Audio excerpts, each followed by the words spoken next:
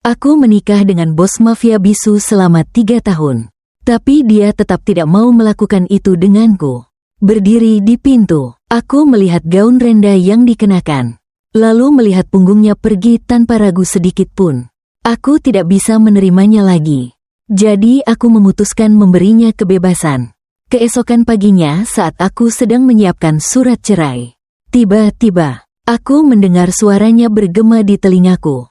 Kenapa istriku tercinta belum ganti piyama ya? Tidak bisa, aku mulai bereaksi lagi. Aku terkejut dan buru-buru menatap orang di depanku, yang duduk dengan serius di meja makan. Telinga Koyen perlahan memerah. Suara tergesa-gesa di kepala kembali bergema. Sepertinya istriku sedang memandangku. Sangat suka banget, meow meow meow. Dia sedang jatuh cinta banget. Aku ingin mencium dia. Aku juga ingin melakukan ini dan itu dengan dia. Ingin menyentuh istri terlalu huhuhu. Tapi aku tidak pantas untuk dia. Mati aku nggak tahan lagi. Segera setelah itu aku mendengar suara kunci celana dibuka. Aku kaget sampai hampir bertemu nenek kakek. What the fuck man? Suasana tiba-tiba menjadi aneh. Nona Yenbah bergetar pada. Bapau kecil disumpit jatuh ke tanah. Dia tiba-tiba berdiri. Dia sudah selesai makan dan kembali ke kamar. Dia menggunakan bahasa isyarat untuk berbicara dengan saya lalu. Tergesa-gesa menarik ujung bajunya dan berlari ke kamar. Saya melihat piring bakpao yang masih utuh di meja seberang. Mulai meragukan bahwa suara tadi hanyalah halusinasi. Koyen Bah meskipun bisu, tapi mulutnya tetap bergerak normal. Biasanya sarapan. Dia pasti makan bak 48. Kali ini bahkan belum sempat makan. Tepat saat celana dikunci, malah terbuka. Benar-benar hanya halusinasi. Sao istri belum ganti piyama tidur. Suara tadi kembali muncul di kepala saya. Aku menundukkan kepala melihat gaun tidur Renda di tubuhku. Semalam, setelah harga diri ini terluka parah, aku tidur di tempat tidurnya. Pagi ini berniat mengganti pakaian dan keluar sarapan. Tapi teringat tatapan acuh tak acuhnya semalam. Aku jadi malas. Bagaimanapun juga dia tidak tertarik dengan apa yang aku pakai. Jadi aku duduk di meja makan. Sedang berniat mengambil surat perjanjian cerai yang asisten susun semalaman. Tiba-tiba mendengar suara aneh itu. Memikirkan asal suara aneh itu. Aku diam. Kalau di hatinya ada aku. Kenapa harus bersikap dua muka seperti itu? Aku tiba-tiba terkejut, mengingat kata-kata terakhir dari hatinya. Sebelum kancing celana terlepas. Tapi aku tidak pantas untuk dia. Apakah selama 3 tahun ini dia selalu merasa minder? 3 tahun lalu di sebuah pesta, aku hanya kebetulan membantu Yenbah yang sedang mendapat kesulitan. Malam itu ayahnya berpakaian rapi untuk Yenbah. Lalu secara langsung mengantarnya ke rumahku. Pada saat itu aku merasa seperti seorang ratu. Meskipun begitu keluarga Lem kami. Sejak zaman kakek saya tidak pernah ada orang yang miskin. Saya hanya membantu dengan mudah. Namun orang luar malah salah paham. Melihat Nona Yen yang berkulit putih dan tampan. Butir air di bulu matanya masih berkilau. Saya menahan kata-kata penolakan. Saya memutuskan untuk mengikuti aliran alami. Saya sendiri sangat mudah tergoda. Orang seperti dia sungguh jarang ditemukan di kalangan kami.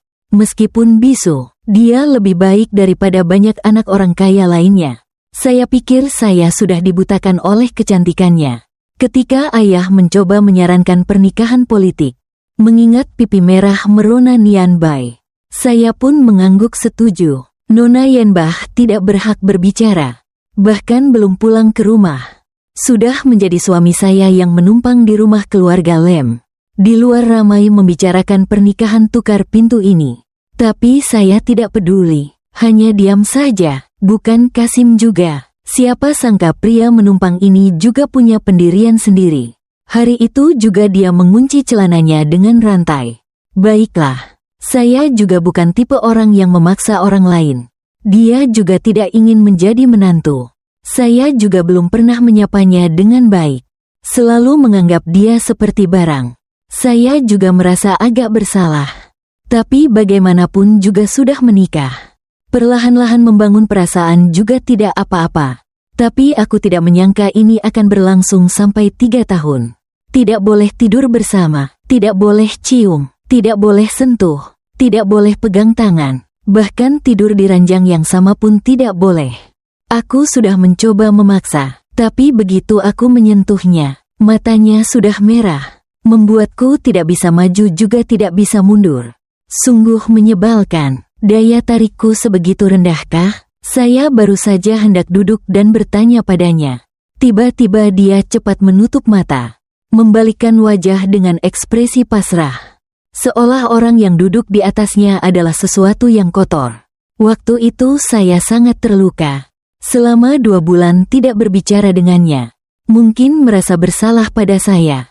Nyonya Yenbah untuk pertama kalinya dengan sengaja menggenggam tanganku. Tarik aku ke meja makan. Dia menyuapiku makan. Dia tidak mengerti wanita seperti kami sama sekali.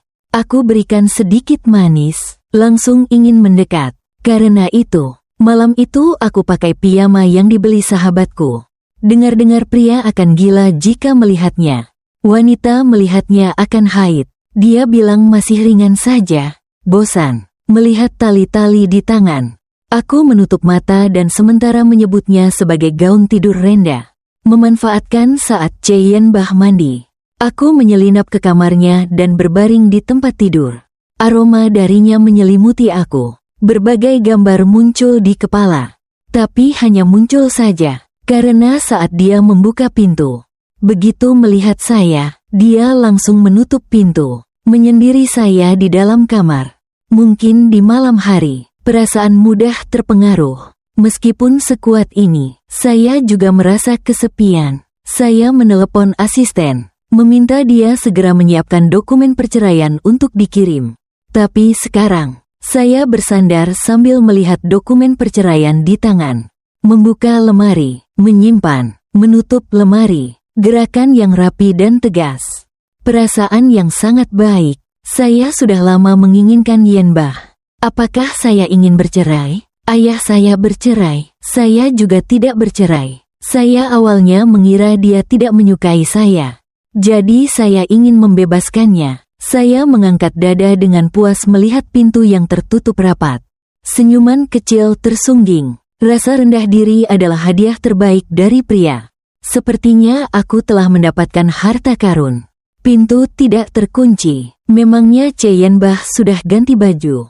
Mataku jatuh ke celana robek di kursi. Baru saja aku mau mengambil dan memeriksa dengan saksama. Maka, sepasang tangan halus yang putih telah lebih cepat.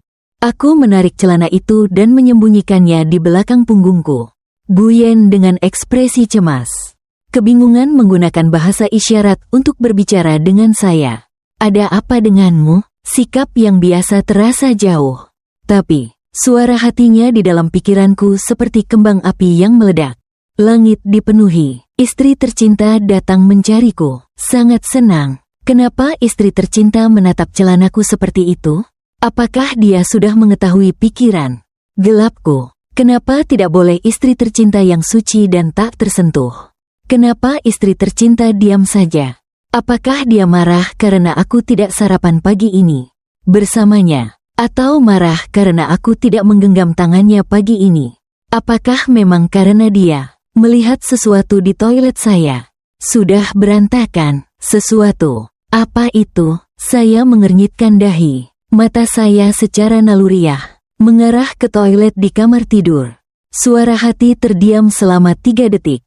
Lalu kembali terdengar jeritan yang menyakitkan. Kenapa sayangku melihat ke arah toilet? Dia benar-benar menyadari bahwa aku mengambil barangnya. Hancur sudah. Benar-benar hancur. Benar-benar hancur. Hancur sudah. Benar-benar hancur. Kepalaku pusing. Aku buru-buru mengalihkan pandangan. Suara hati di dalam kepala semakin kecil. Istri tercinta tidak berkata apa-apa. Pasti belum menyadari. Harus cari alasan agar istri tercinta keluar dari sini. Aku harus segera menyelesaikan semuanya. Barang milik istri tercinta di kamar mandi. Baru saja. Semuanya karena kemarin aku tidak bisa menahan diri. Air liur tersangkut di tenggorokan. hingga wajahku memerah. Tangan besar menaruh lembut di punggungku dan mengelus. Tangan lainnya membawa gelas air ke bibirku. Aku mengikuti arahan tangannya. Minum beberapa tegukan kecil. Baru bisa menahan rasa takjub di dalam hati. Sayang, kamu sudah merasa lebih baik? Nyonya Yenbah meletakkan gelas air. Lalu melanjutkan menggunakan bahasa isyarat. Aku mengangguk sambil melirik kamar mandi di kamar tidur. Wajahku kembali memerah. Aku buru-buru menggenggam tangannya dan berbohong. Aku belum sarapan. Ayo makan sedikit lagi bersamaku. 4 Yenbah yang patuh membiarkan saya membawanya pergi. Di dalam kepalaku dipenuhi dengan sorakan kegembiraan. 5 sampai akhirnya duduk di meja makan. Detak jantungku yang berdebar-debar perlahan-lahan mulai stabil. 6 Yenbah menunduk makan bakpao kecil. Seperti biasa, dia memakan sepotong lalu menyuapkan untukku sepotong. Angkat kepala. Nona Yenbah segera menarik sumpitnya. Menghindari tatapanku. Ingin mengenakan pakaian untuk istri tercinta. Tapi takut tidak tahan lagi.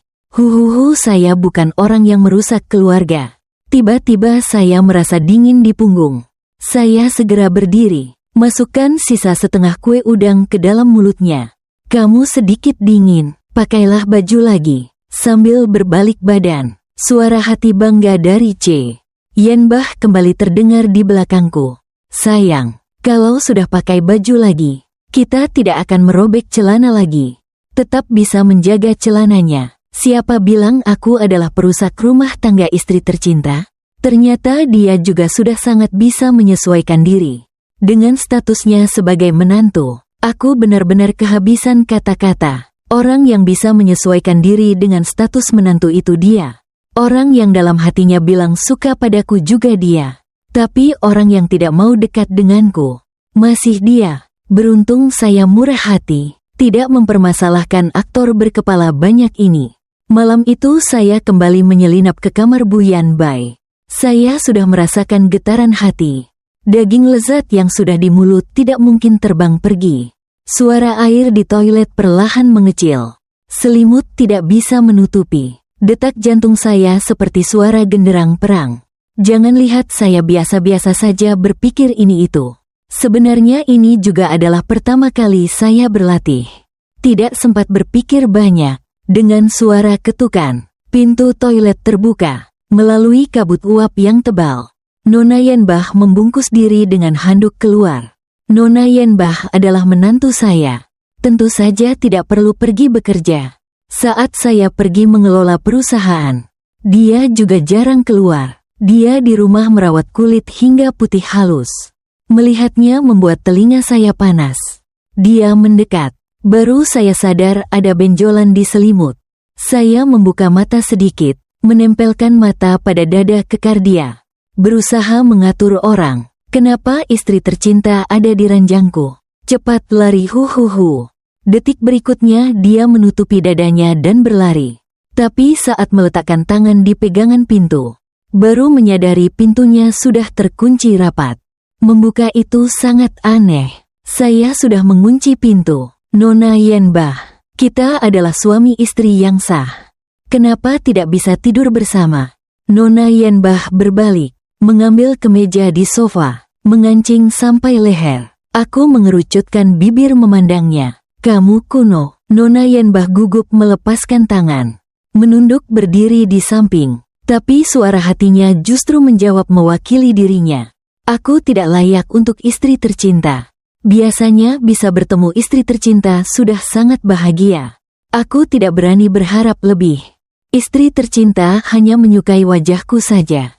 Jika terjadi sesuatu, nanti dia akan bertemu orang yang benar-benar dia cintai.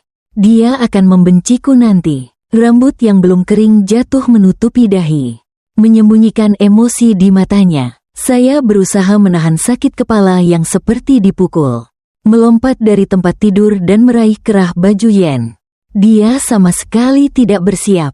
Begitu saja saya melemparkannya ke tempat tidur.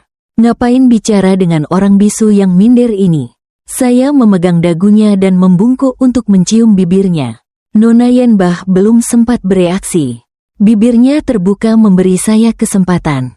Tangan saya baru menyentuh pinggangnya sudah didorong olehnya. Nona Yenbah wajahnya memerah. Kedua tangan memegang celana erat. Wajahnya seperti gadis baik-baik yang dipaksa. Di bawah cahaya redup, dia meringkuk di sudut tempat tidur. Tatapan yang penuh dengan penolakan. Pasti dia benar-benar bingung, hingga lupa menggunakan bahasa isyarat denganku. Aku sedikit menyesal. Sebelumnya sudah saling bergandeng tangan. Perlahan-lahan membangun perasaan, berciuman lalu keranjang. Bukankah itu hanya masalah waktu? Saat aku menyentuh bibirnya, aku merasa seperti kehilangan akal. Hanya ingin meraih domba kecil ini yang pemalu. Mengapa istri tercinta tidak berkata apa-apa lagi? Apakah dia marah karena aku tidak membiarkan dia mencium? Bibir istri tercinta lembut dan harum. Ingin mencium lagi, tapi aku merasa tidak pantas. Aku lagi-lagi begitu. Mendengar kata-kata rendah diriku, mata aku berkedip-kedip. Aku berusaha menahan. Sebentar lagi aku akan mengungkapkan semuanya. Perlahan-lahan menggeser tubuh ke sampingnya. Mencoba menggenggam tangannya untuk menghibur. Tidak boleh terburu-buru. Aku harus mencari tahu penyebab Yenbah merasa tidak percaya diri. Mataku tanpa sadar jatuh ke bibirnya, yang bengkak merah karena ciumanku. Aku menelan ludah lalu berbaring di samping Yenbah. Memandangnya penuh harap. Aku tidak akan menyakitimu. Bolehkah aku cium lagi? Aku mohon padamu. Aku menelan ludah sambil berbaring di samping Yenbah. Menantikan untuk melihat ke arahmu. Orang yang mengalami kebahagiaan akan merasa segar secara mental. Kemarin bukan hanya sekali cium. Duduk di depan meja makan. Sedang disuapi oleh Bu Yen. Saya langsung tertawa. Istriku sepertinya sangat senang. Apakah karena tadi malam dicium Sao? Atau karena sarapan pagi ini enak? Istriku tersenyum sangat cantik. Sepotong siomay di mulutku hampir saja saya keluarkan. Bukankah saya hanya tertawa saja? Tidak hanya merasa rendah diri, tapi juga sedikit aneh agar kamu bisa makan sendiri. Melihat piring siomaynya hampir dingin. Saya mengambil sumpit, ingin dia makan sendiri. Kenapa istri tidak mau dia suapi lagi? Apa karena dia tidak enak menyuapi? Kenapa? Apa kamu sudah bosan denganku? Kenapa meow-meow huhuhu? Saya sudah tahu, saya tidak dicintai istri. Hanya dengan berciuman saja sudah bosan. Jadi nanti bisa mendapatkan tubuhmu. Bukankah itu akan langsung bercerai di tempat? Huhuhuhuhuhu. Di telinga saya berdengung. Meski begitu, Yenbah tetap mempertahankan ekspresi tenangnya. Tangannya yang mengambil pangsit tidak pernah bergetar. Sangat pandai berakting. Membawa dia ke dunia hiburan pasti bisa jadi bintang besar. Jangan terus menangis seperti ini. Seluruh rumah akan tenggelam dalam air matamu. Benar-benar merusak keluarga. Saya cepat-cepat mengambil satu pangsit. Memberikannya ke mulutnya. Menutup mulutnya. Juga menghentikan suara hatinya yang kacau. Saya berkata lembut, bukan karena aku tidak mau kamu suapi. Tapi sui cao di piringmu sudah dingin. Jadi tidak enak. Nona Yen dengan patuh membuka mulutnya dan mengunyah. Lesung pipit muncul dan menghilang di sudut bibirnya. Mengungkapkan kebahagiaan tersembunyi dari bola ketan ini. Mendengar ini, istrinya khawatir kamu lapar. Di dalam hati istrinya ada kamu. Cium istrinya sekali, maka dia akan suapi sui cao. Jadi malam ini bolehkah saya membiarkan istri meraba perut saya? Belakangan ini saya sudah cukup rajin berlatih. Meraba perut. Saya berusaha menahan kaki saya yang ingin melompat. Menyodorkan beberapa pangsit ke mulut Yenbah. Siapa bilang pria bisu ini membosankan? Dia sangat menarik. Dua kata, perut, terus berputar di kepala saya sepanjang hari. Dokumen perusahaan belum selesai diproses. Dibawa oleh asisten ke rumah. Dulu, setelah sarapan dengan Yenbah, aku langsung pergi bekerja. Siapa sangka pria aneh ini pura-pura serius. Sebenarnya ingin tinggal bersamaku lebih lama. Makanya makan langsung. Tuti 4 tahun 8. Ujung bibirku tanpa sadar tersenyum. Mataku menatap pena di tangan. Cepat tanda tangan, cepat. Aku ingin meraba perut. Nona Yenbah tidak masuk ruang kerja. melainkan duduk di sofa, tidak jauh dari situ, berpura-pura membaca buku. Hari ini istri lagi bekerja di rumah. Sungguh bahagia memiliki istri di samping. Ingin mendekat sedikit lagi ke istri. Apakah sebaiknya bertanya pada istri mau makan buah tidak? Tapi istri sedang bekerja keras. Tidak tahu apakah akan mengganggu istri atau tidak. Saya sedikit mengangkat alis dan diam-diam melirik dia. Jari tangan dia. Yen Bah memeluk buku yang hampir selesai. Dia ingin menggunakan bahasa isyarat, tapi takut menggangguku, benar-benar pengecut. Aku menghela napas dan pura-pura meregangkan badan. Berpura-pura lelah setelah bekerja. Sayang, bolehkah kamu mengupas buah untukku? Aku ingin makan anggur. Mata pria pengecut itu langsung bersinar terang. Tetapi gerakannya sama sekali tidak terburu-buru. Dia perlahan meletakkan buku lalu mengangguk padaku. Kamu dan istrimu benar-benar sehati sejiwa. Sebentar lagi mungkin bisa lebih dekat dengan istri. Hehehe, istriku tersayang yang lembut dan harum. Tak lama kemudian bayangannya menutupi meja kerja. Nyonya Yen dengan lembut meletakkan piring buah di atas meja. Perlahan menyentuh bahuku. Isyarat Hoa sudah saya siapkan. Wajahnya dingin, seolah-olah dia akan membawa saya ke Afrika untuk menambang batu bara. Saya sengaja menyentuh piring dengan tangan yang bertinta. Kotor sekali. Bu Yen Bah hendak berbalik, tetapi berhenti. Saya menunjukkan ekspresi kesulitan. Mohon, tolong beri saya makan. Bu Yen Bah berhenti sejenak. Lingkaran telinga perlahan memerah seperti biasa. Dia mengangguk dengan enggan. Istri bilang padanya untuk memberi buah bunga. Dia bisa tinggal bersama istri sedikit lagi. Istri sangat harum, ingin menempelkan wajah ke sana. Saya mengerutkan bibir ke arah piring buah bunga. Ingin makan anggur. Anggur-anggur itu diangkut dengan jalur udara. Pagi hari, setiap buahnya matang dan berkilauan. Menggabungkan dengan jari-jari tangan, merah karena ketegangan yang dirasakan. Tiba-tiba saya merasa ada yang aneh. Jelas dia sangat hati-hati, memegang sebutir anggur. Perlahan-lahan membawanya ke dekat mulut saya. Saya membuka mulut untuk menangkapnya tepat saat dia akan melepaskannya. Saya dengan cepat menjulurkan lidah dan menjilatnya. Saya santai makan anggur. Nona Yen Bah berdiri kaku seperti patung. Saya berusaha menahan tawa. Mulut terbuka lebar ingin makan anggur lagi. Belum sempat selesai berbicara, suara pintu kamar tidur sudah terdengar. Langit mulai gelap tia. Matahari akhirnya perlahan-lahan menghilang di balik awan. Rasa manis segar dari anggur menyebar di dalam mulut. Saya menjilat bibir, masih ada sedikit rasa yang tertinggal. Mataku tanpa sadar menatap ke arah pintu yang tertutup rapat. Makanan penutup sebelum makan malam sudah dinikmati.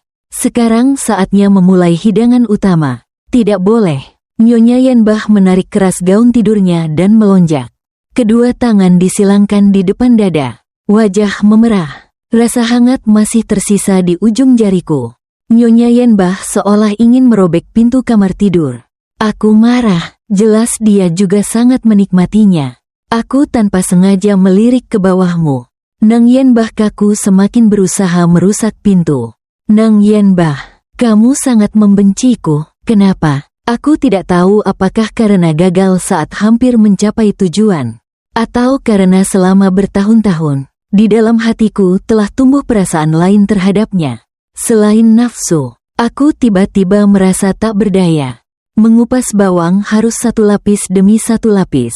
Saya tahu, tapi kulit bawang ini terlalu tebal. Bu Yen Bah yang dekat dengan saya membuat saya merasa tidak nyaman.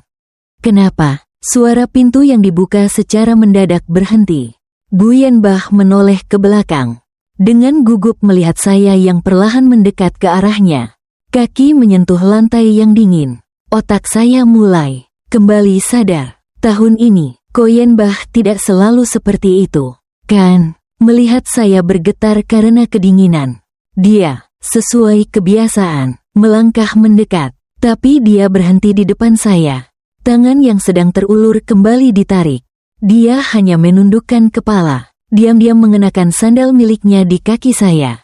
Cinta Ko Yen Bah sangat halus. Begitu halus sampai hanya dalam sekejap. Dia sudah menarik kembali perasaan hati-hati yang baru saja terungkap. Menahan kekesalan dalam hati. Aku angkat kepalaku. Aku tidak memaksamu lagi. Kalau begitu kamu mau pakai baju itu dan tunjukkan padaku. Piyama yang teman dekat berikan kemarin tidak hanya ada untuk wanita, tapi juga ada untuk pria. Aku mengambil piyama dari dalam lemari dan memasukkannya ke tangan dia. Saya sedang membayangkan banyak hal ketika Yen Bah mengambil pakaian itu. Terdiam sejenak. Sama sekali tidak berniat untuk mengikuti keinginan saya. Kemarahan yang terpendam meledak dengan hebat. Mata saya mulai kabur. Yen Bah, apakah kamu mencintai saya? Saya menggenggam lengan bajunya erat-erat. Haus akan jawaban. Karena dia, aku secara khusus belajar bahasa isyarat. Selama 3 tahun aku belum pernah melihat dia memberi isyarat cinta. Keheningan sudah diprediksi sebelumnya. Dia menunduk menghindari tatapan mataku. Ruangan itu sunyi sampai menakutkan. Aku takut aku akan gila jika terus tinggal di sini. Takut aku akan mengucapkan kata-kata kasar kepada pria bisu itu. Rasa rendah diri ini. Aku ambil kunci dari dalam lemari. Gunakan tenaga untuk membuka pintu yang hampir roboh. Mobil melaju cepat di jalan yang sepi. Tengah malam angin dingin meniup amarah. Aku baru menyadari sesuatu yang tidak benar. Aku tidak minum alkohol. Kenapa aku sampai marah sampai gila? Karena sikap acuh tak acuh C.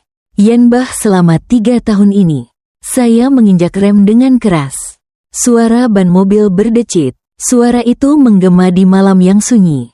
Jantung saya berdegup kencang. Saya tiba-tiba menyadari, saya tidak lagi mendengar suara hati Yen Bah. Mobil berputar balik. Setelah setengah jalan, saya masih belum pulang. Teman baik saya berhasil saya tangkap di bar. Sedang memejamkan mata minum alkohol. Tampaknya masih belum sepenuhnya terbangun. Kamu berdebat dengan suami kecil Kiu. Ya, bukankah dia bisu? Kamu bisa berdebat tentang ini. Ya, 1 gelas alkohol masuk perut. Teman dekatku mendekat dan mengedipkan mata padaku dengan penuh arti. Apa tidak cocok? Arak dingin mengalir ke tenggorokan. Tiba-tiba terasa sedikit pahit dan getir. Nin Chai Hoan Ekserah Cha. Celana dia juga tidak sampai parah-parah amat. Sepertinya dia mencintaiku tapi selalu menghindariku. Lidah semakin terasa pahit dan getir. Pahit sampai mata berair ingin menangis. Aku mengusap mataku. Tidak ingin malu di depan umum. Menangis karena pria bukan gaya saya. Semakin berusaha tidak memikirkan. Gambar itu semakin jelas di kepala. Segelas minuman keras langsung ditenggak. Wajah Nyonya Yen Bah semakin jelas. Nyonya Yen Bah memiliki 5 cincin yang sangat cantik. Kalau memakai wig, bilang saja dia seorang wanita cantik juga tidak salah. Pertama kali bertemu dia, aku benar-benar merasa nafsu membara. Asalkan dia duduk di depan, aku bisa makan 3 kali lipat nasi. Dengan pria tampan di depan, apapun yang aku lakukan terasa jauh lebih menyenangkan. Tapi kemudian aku mulai pulang lebih awal. Tanpa sadar, aku merindukan, mengingat hari-hari istimewa yang hanya milik kami berdua.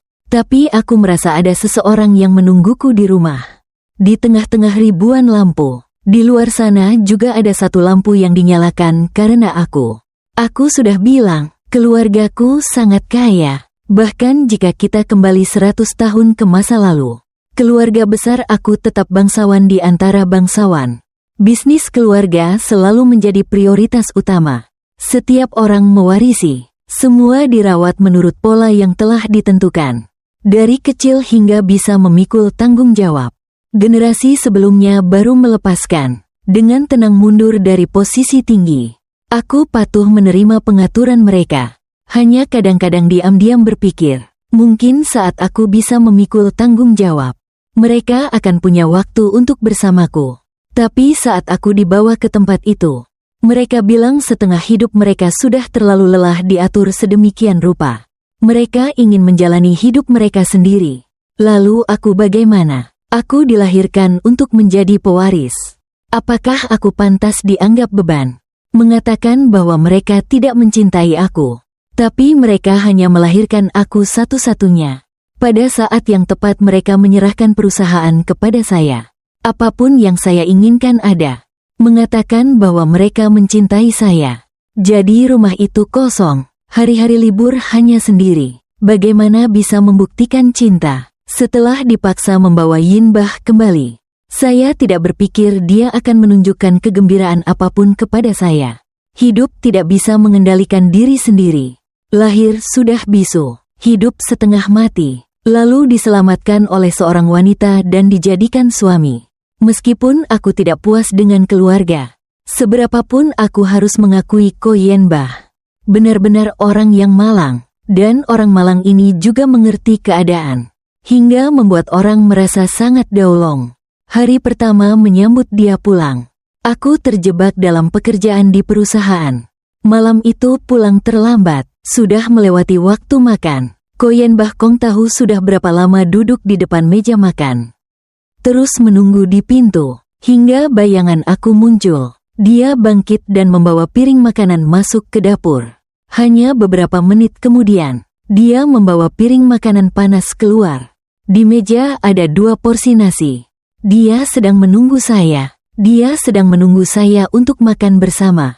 Dunia dia sangat kecil. Kecil sampai-sampai selain saya, dia bahkan tidak berkomunikasi dengan pembantu rumah tangga. Karena dia tidak bisa berbicara. Jadi dia hanya bisa sabar menunggu saya pulang kerja. Makan bersama saya, berjalan-jalan bersama saya di taman.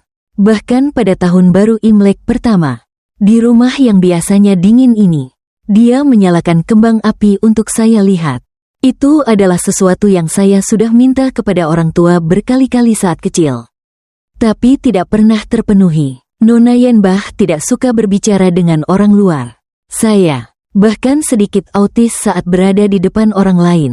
Seseorang seperti itu jika dilempar ke dalam kerumunan tidak akan ada siapapun yang tahu. Namun dia menggunakan cara yang saya suka untuk menyenangkan saya. Jika cinta harus diungkapkan dengan kata-kata, lalu bagaimana orang bisu akan mengungkapkan cinta? Hanya bergantung pada cerita diri mereka sendiri. Tiba-tiba muncul dalam pikirannya. Aku dengan berani masuk ke taman rahasia milik almarhum. Yenbah memaksa dia untuk mengatakan mencintaiku. Karena cerita diri itu, aku bersikeras menganggap dia seperti orang biasa. Karena pengakuan itu, setelah mendengar dia suka saya mulai merasa bingung dan panik. Meminta lebih banyak. Karena pengakuan itu, ketika tiba-tiba menghilang, saya hampir lupa. Yenbah tetaplah Yenbah yang tak bisa berkata-kata. Begitu cinta mulai mengambil jalan pintas, orang bahkan menjadi malas untuk mengenal lebih dalam tentang pasangan. Aku ingin pulang. Aku tiba-tiba meletakkan gelas anggur. Aku tiba-tiba sangat merindukan Nona Yenbah. Merindukan Nona Yenbah yang tidak pandai bicara tapi sering merah muka. Lalu berbalik melangkah keluar dari pintu belakang. Tiba-tiba terdengar suara gaduh. Bau busuk yang menyengat masuk ke hidung. Saya mengernyit dan mundur beberapa langkah. Menjauh dari pria yang mendekat. Nona Lem tidak ingat saya, kan? Pria itu mematikan rokoknya. Tatapannya menunjukkan rasa terkejut. Apakah kamu miskin sampai tidak bisa membeli cermin? Orang seperti kamu juga pantas untuk aku ingat, Sao. Melihat pria gemuk seperti kuda Nil di depan, aku semakin merasa jijik. Malas berbicara omong kosong dengan dia. Begitu aku melangkah keluar, wajahnya tiba-tiba muncul dalam pikiranku seperti kilat. Trung Nam yang berusaha keluar. Pria jelek yang pernah mengintimidasi Yenbah. Sial, saya harus menamparnya 2 kali. Sekarang sudah larut malam masih keluar minum. Nona Yenbah tidak puas dengan Anda? Pria itu menyipitkan mata dan tersenyum nakal. Bagaimanapun juga, dia pernah. Tangan saya yang terangkat tiba-tiba terhenti di udara. Apa maksudmu? Ya, seperti arti harfiahnya. Dia mengangkat bahu dengan ekspresi bercanda yang semakin jelas. Suara yang menggoda. Apakah kamu ingin tahu rahasianya? Di rumah yang tenang, saya baru saja menutup pintu. Kaki yang muncul di sudut balkon tiba-tiba menarik diri, Melihat bayangan diri saya yang terpantul di tangga, saya dengan santai bertanya, apakah kamu sudah cukup melihat? Yenbah, seseorang yang tinggi muncul di belakang tangga. Nona Yenbah perlahan berjalan ke depan saya. Entah sejak kapan sudah mengganti dengan piyama baru. Mata bulatnya yang besar penuh air menatap saya dengan tidak bersalah. Kami saling diam menatap. Nona Yenbah tidak bisa menahan diri lagi. Mulai menggunakan bahasa isyarat. Kenapa dia membawa kamu pulang? Entah kenapa di udara ada bau cuka yang asam. Aku mengendus pura-pura, seolah tidak melihat kesedihan di matanya. Hanya kebetulan bertemu. Dia bilang ingin menggantikanmu. Dia bilang ingin menikah denganmu. Lalu kamu bilang apa? Apa kamu suka dia? Tapi dia sangat suka bermain-main. Dia memelihara banyak wanita. Meskipun dia tidak membantu kariermu, tapi dia juga bukan orang baik. Khawatir ya. Saya berusaha menahan senyum melihat Yenbah. Berkali-kali menggunakan bahasa isyarat. Dengan wajah acuh tak acuh. Kamu setuju dengan dia ya? Melihat saya tidak bereaksi, Ko Yenbah akhirnya tidak bisa menahan diri lagi. Menarik lengan saya. Oh, iya, dia juga tidak bisa semuanya. Berpura-pura tidak terjadi apa-apa. Saya mengepalkan bibir dan menilai. Mata Ko Yenbah langsung menjadi suram. Tangan yang sedang tergesa-gesa berhenti di udara. Benar-benar bodoh. Saya tidak bisa menahan diri lagi. Menarik kerah bajunya dan mencium bibirnya. Bodoh, bagaimana kamu bisa setuju dengan saya? Menggertakkan gigi melihat orang bodoh itu. Akhirnya mau mengeluarkan cakar kecilnya. Sambil marah dan juga kasihan. Dia terlihat seperti seekor kuda Nil. Aku gila kalau menikah dengan dia. Cium satu kali pasti harus pakai disinfektan. Nona Yenbah terkejut di tempat. Ekspresi bodoh yang menggemaskan membuatku tidak bisa menahan. Aku pun berdiri di jari kaki dan mencium diam-diam lagi 2 kali. Kalau kamu mau bicara, aku mendengar. Kalau tidak mau juga tidak apa-apa. Aku mencubit pipi dia dan serius berkata kepada Nona Yenbah. Kulit luarnya terlalu keras. Sangat keras hingga tidak bisa mengungkapkan cinta secara langsung dan jelas. Untuk menyatakan perasaan, aku melingkarkan tangan di lehernya. Menatap tajam ke mata jernih tanpa celah. Dengan lembut berkata, kalau mencintai aku, tolong berkedip ya. Boleh tidak? Yenbah secara naluriah ingin memalingkan wajah. Tapi hanya bisa memalingkan setengahnya. Dia kembali perlahan dan penuh keyakinan. 1, 2, 3. Bulu halus bergetar seperti kupu-kupu yang tersesat di pegunungan. Yang dengan penuh harap mencari tempat untuk hinggap. Saya dengan lembut menutup matanya. Biarkan taman dalam hati mekar dengan indah. Kupu-kupu di tanganku akhirnya telah menemukan tempat yang aman. Beristirahat di taman bunga saya. Saya berjinjit dan bertemu dengan dahi hangat dari Guo Yanbai yang berbisik. Cukup untuk hanya kami berdua mendengar. Aku sudah tahu, sebenarnya aku sudah tahu sejak lama. Tali baju di dalam piyama Guo Yanbai terlihat. Adalah baju perang yang saya berikan kepadanya. Karena takut merusak suasana. Laki-laki rakus ini harus menahan diri dan tidak berkata apa-apa. Meskipun hari ini saya melakukan apapun atau berkata apapun, mungkin dia juga akan kembali menghibur. Dengan cara yang saya suka. Dia tidak tega membiarkan saya sedih.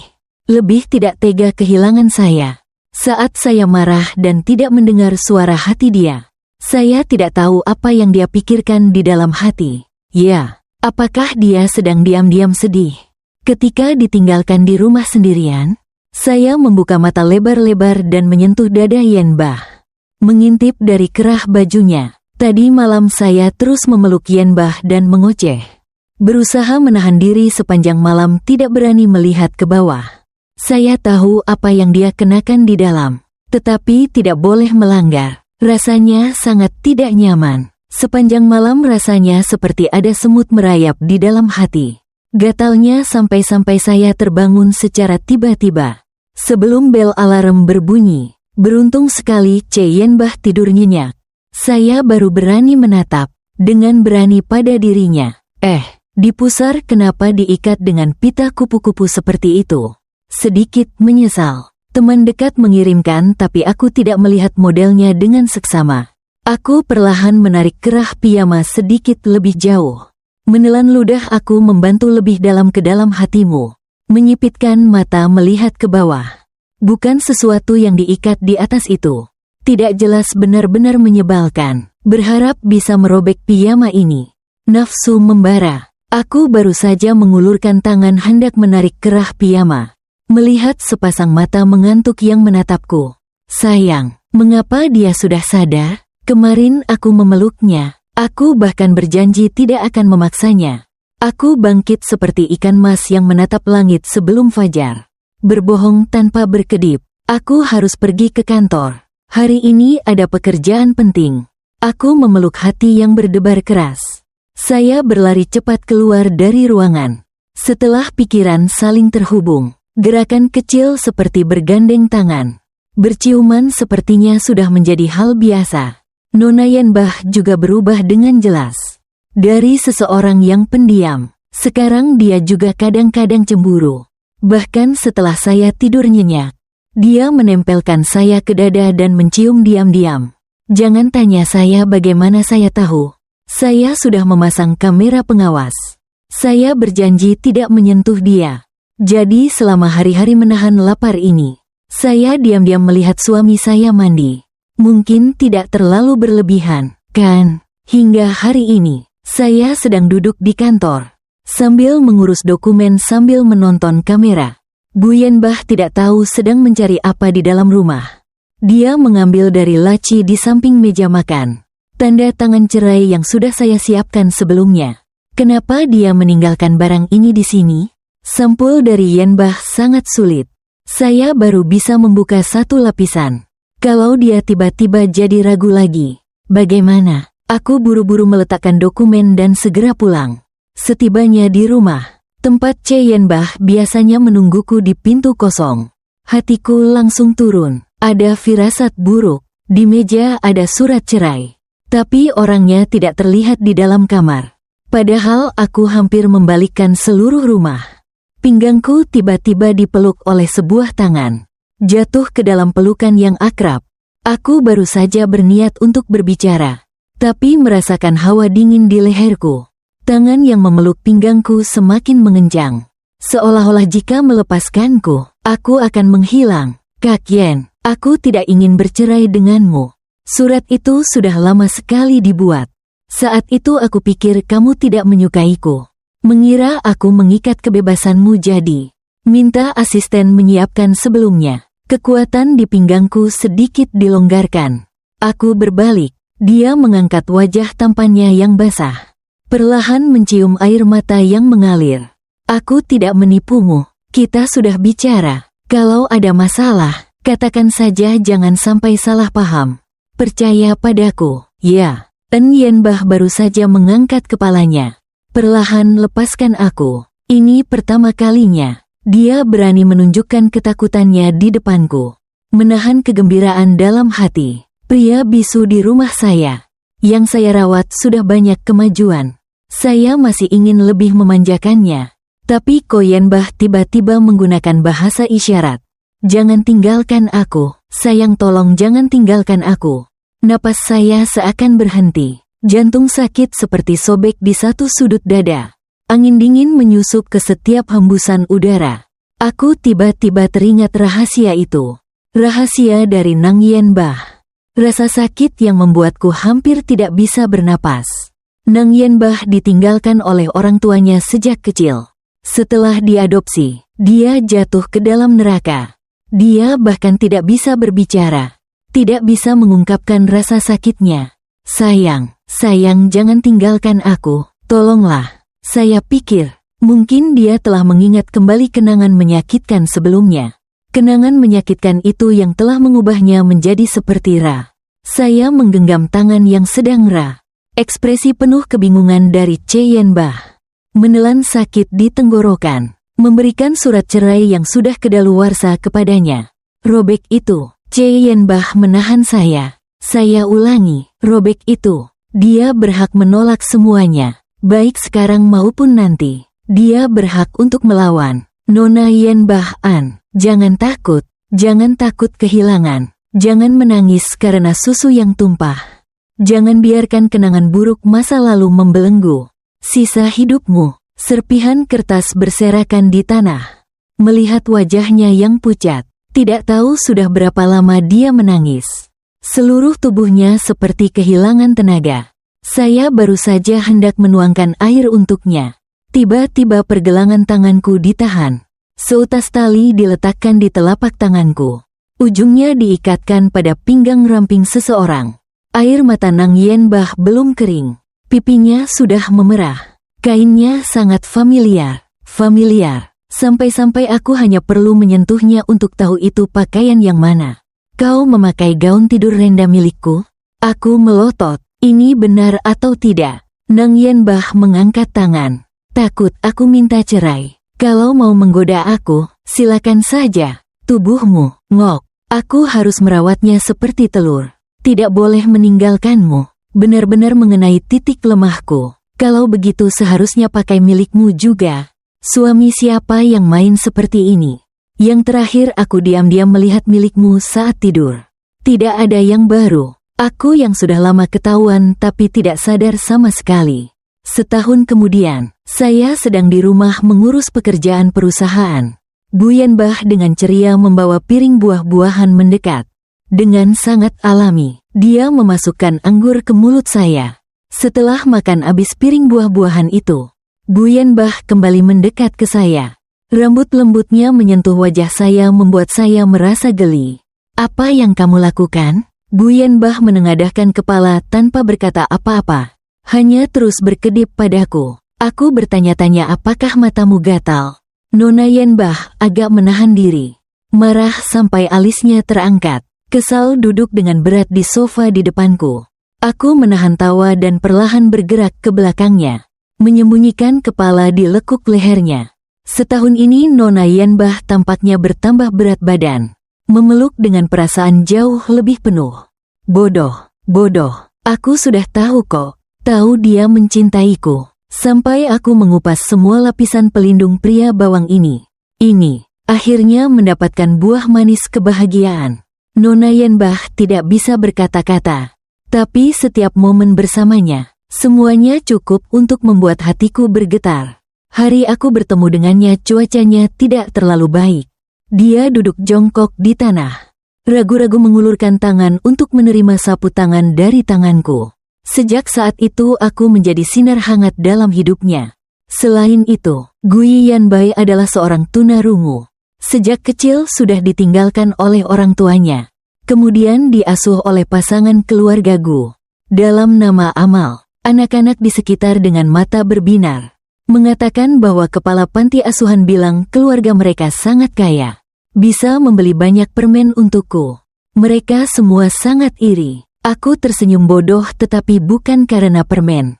Aku sudah punya keluarga. Aku bukan lagi anak kecil yang tidak dibutuhkan siapapun. Paman saya memperlakukan saya dengan sangat baik. Dia mengaturkan sebuah kamar yang sangat indah untuk saya. Dekat dengan kamarnya. Bahkan lebih dekat daripada kamar anak kandungnya sendiri. Sampai suatu malam saya terbangun karena haus.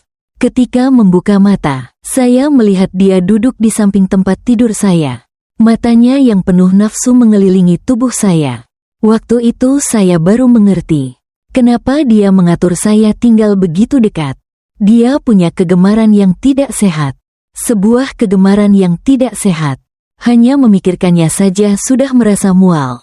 Awal-awalnya dia hanya menepuk punggung dan meraba pinggang saya. Dengan nada lembut dia berkata, "Tiubah, kamu semakin tinggi ya." Setelah itu dia semakin mendekat. Yang saya balas dengan perlawanan. Dia juga tidak pura-pura lagi. Langsung mendorongku jatuh ke tanah dengan kasar sambil berteriak. "Siapa bilang kamu laki-laki tapi cantik seperti itu? Kalau tidak, di panti asuhan, aku ingin mengadopsi anak bisu tak berguna sepertimu. Pasti cantik, keunggulan langka saya. Sekarang aku malah menjadi belenggu yang mengikatku. Aku melawan berkali-kali, hanya untuk mendapatkan pukulan kejam Roy. Luka robek dan pecah daging di punggungku. Semua itu adalah bukti kemarahannya. Kalau aku tidak menyerah, dia akan menyiksa aku sampai mati. Dia benar-benar bisa membunuhku, seorang anak yang ditinggalkan. Meskipun dipukul sampai mati, tidak ada yang akan menyelidiki kebenarannya. Tetapi dia terus menyiksa, dan menyiksa saya dengan kejam. Seiring dengan itu, putranya juga menemukan kesenangan dalam mengganggu orang lain. Saya menjadi mainan paling menarik bagi ayah dan anak itu. Mereka memaksa saya berpura-pura menjadi anjing, minum air dari toilet, tekan kepalaku ke dalam air. Aku tidak tahu hari-hari gelap ini, malam ini kapan akan berakhir. Aku hanya tidak ingin mati. Aku hanya ingin hidup. Sekali lagi, ditekan ke kolam sampai hampir tenggelam. Di samping tiba-tiba terdengar suara pluk. Ada seseorang yang melompat ke air. Tangan yang memegang kerah saya menghilang. Sebuah kekuatan lain menarik lengan saya. Menarik saya ke atas. Pandangan mulai menjadi jelas. Seorang gadis cantik seperti peri sedang memandang saya dengan dahi berkerut. Malu, hina, gelisah. Perasaan rumit bergelora dalam diri saya. Tetapi dia hanya mengambil dari dalam tasnya sebuah sapu tangan. Memberikannya kepada saya untuk menghapusnya. Hari itu cuacanya tidak bagus. Awan hitam menutupi langit. Hujan deras dalam perakiraan cuaca. Bisa datang kapan saja. Entah mengapa aku mengambil sapu tangan darinya. Dia mengerutkan alis lalu berjalan perlahan. Teman yang bersamanya mengingatkan dia bahwa hujan akan segera turun. Ayo cepat sedikit. Tapi dia tetap santai seperti biasa. Saat hujan aku lari. Sekitar ramai. Orang-orang semua berjalan tergesa-gesa. Hanya langkahnya yang tetap tenang seperti itu. Dia benar-benar berbeda. Di dalam hati saya, dia benar-benar berbeda. Suatu hari akhirnya saya sudah siap secara mental. Mengatakan semua tentang masa lalu saya kepada Lemti. Tui Nin, sepertinya dia sudah menduga dari dulu. Hanya menarik kerah baju saya. Cium 2 kali di wajah lalu berkata, "Sayang, baik sekali tidak mau menyerah pada kekuatan gelap." Apa mungkin istri saya sudah menyelidiki saya sebelumnya? Melihat saya bingung, sementara itu memutuskan untuk menarik lembut pita di pinggang. Katanya si Kudanil itu bilang, dia merasa tidak nyaman saat kamu hidup dengan baik. Ingin menghancurkanmu. Melihat aku cemas, dia pun menceritakan semuanya. Kata si kera itu menambah bumbu dan garam. Menceritakan apa yang harus aku tanggung. Mencari segala cara untuk sementara waktu membenci dan meninggalkan aku. Tapi setelah mendengar semuanya, dia hanya berkata santai, "Rumah kalian seharusnya bangkrut saja." Itu Kudanil berteriak cepat. "Kau juga bisa menelan orang menjijikkan seperti itu? Besok aku akan membuat rumahmu bangkrut." Dia masih ingin melanjutkan bicara. Sementara itu, Kuyet tersenyum sinis dan berkata lagi, "Besok kau tidur di rumah atau dipasangi borgol." Belum tentu. Apakah keluargamu belum cukup melakukan hal ilegal? Sebelum pergi, Lem sejenak memutuskan untuk kembali di depan si hipo itu. Dia senang, mengira bahwa dia sudah berubah pikiran. Saya baru saja mengintip kepala keluar dari mobil sudah kena 2 tamparan. "Di bar tadi sudah mau kasih kamu." Hampir lupa. Saya mengangkat kepala berusaha mencerna kata-katanya. Ternyata belum sampai 3 bulan. Perusahaan sudah menyatakan bangkrut. Belum genap setengah tahun. Ayah dan mereka sudah masuk penjara. Sementara itu, dia memutuskan untuk membuka dasi kupu-kupu di pinggangku dan tersenyum lembut. "Aku sudah bilang, sejak zaman kakek buyutku, tidak ada yang hidup dalam kemiskinan. Jika kamu membuatku marah, itu seperti menginjak besi. Baiklah, suamiku yang pendiam, jangan lagi memberi isyarat." Dia menepuk lembut wajahku. Perasaan ini mengalir deras. Sementara itu, keputusan untuk mendekatkan diri padaku. Suara manisnya sampai-sampai aku tidak bisa membayangkannya. "Nona Yenbah, dunia ini terlalu luas, tetapi kamu hanya milikku.